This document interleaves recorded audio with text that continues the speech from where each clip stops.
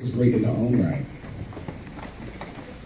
She continues some of the great work that our brother was doing. She's going above and beyond that.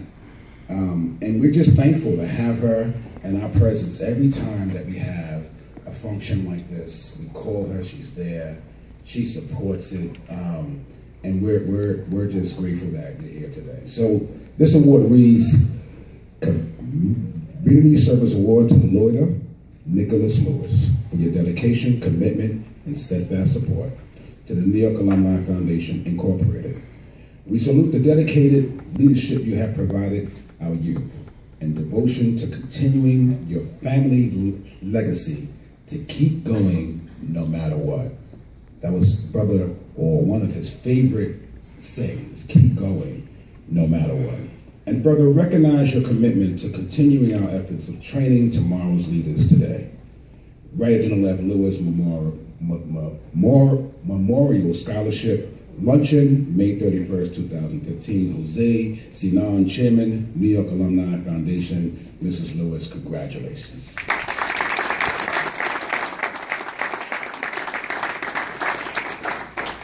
Thank you very much for this honor. I would like to just address a few words to our scholars, because Mr. Lewis, like you, had great dreams. He started even when he was young, and what marked it is his tenacity. He never said, I can't do it. When he was young, he wanted to be a baseball player, and every afternoon he would hit that ball, hang from a string, just hit it every afternoon. And then when he was in high school, he wanted to be a quarterback. And so every afternoon with his brothers, to throw the ball 10,000 times. And indeed, he became the quarterback of Denver High School and won against a white high school for the first time.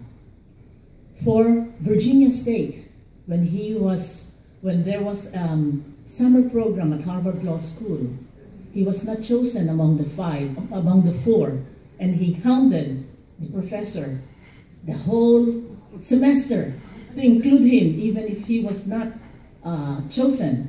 And because of his tenacity, he was included as the number 5. Amen. And by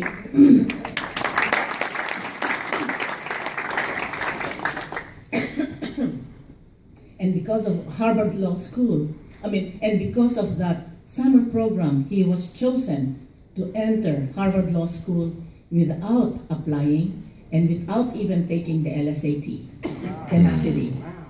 And it was at Virginia State University in his first year that he said, there is one fraternity I'm going to choose, and that's Kappa Alpha Psi.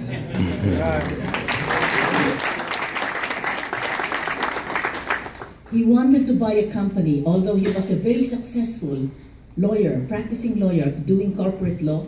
He also knew that in order to reach the very echelons, the upper echelons of financial wealth, you have to be buying a company, because there are only 24 hours in a day, and you can only charge your client 24 hours. But in business, the sky is the limit. So he tried to buy a company once, I think that was Park Sausages, and failed.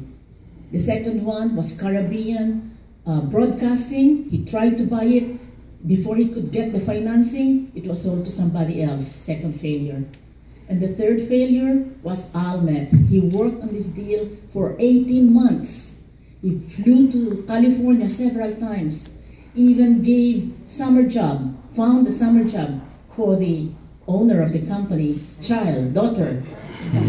Sent flowers to the wife on the birthday. And finally, he got the deal, he got the contract to sell. And on the day of closing, the man, who was white, didn't want to work for a black man. And therefore, on the day of closing, $8 million was in the bank, ready to be transferred.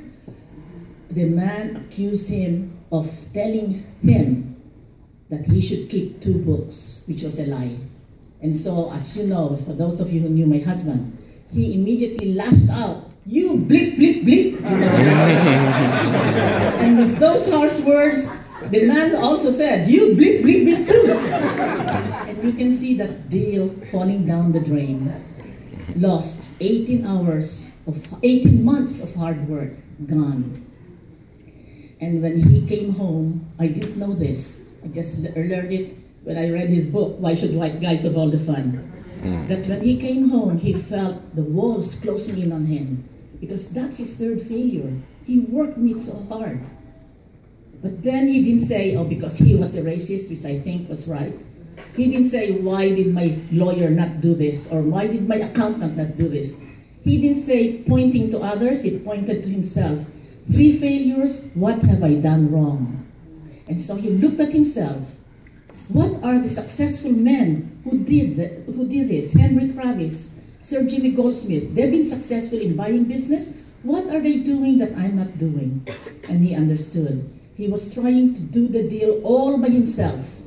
He was his own lawyer, his own accountant, his own investment banker. And so when another deal came along, McCall Pattern Company, he hired Paul Weiss as his lawyer. He hired Deloitte & Touche as his accountant. He hired Bear Stearns as an investment banker. All of these are contingent, meaning to say you don't pay, but you pay at the end. And he knew he had to make this deal, otherwise he would be bankrupt. And that was his first deal, McCall Pattern Company. He worked on it for 3 years, and he sold it at 92 on return, and back-to-back he made a bid for Beatrice International and won it for $1 billion. So you would say, great success, yes, but he worked on it. He always says, they think I am an overnight success, but I'm not. There was 20 years of blood, sweat, and tears. And so for you young men, you're starting, you're going to college, okay? Whenever you're feeling low or you can't do it, just think of Reginald Lewis. Just think of all the things that was on his body. Like his favorite cartoon was a man down on the floor, down on the street, with several steps on his back. And the caption is, he'll go far. So what it means is that you will suffer humiliation, disappointments, trials, bigotry, discrimination, but don't let bother you. Look forward to your goal, and you keep going no matter what. Thank you.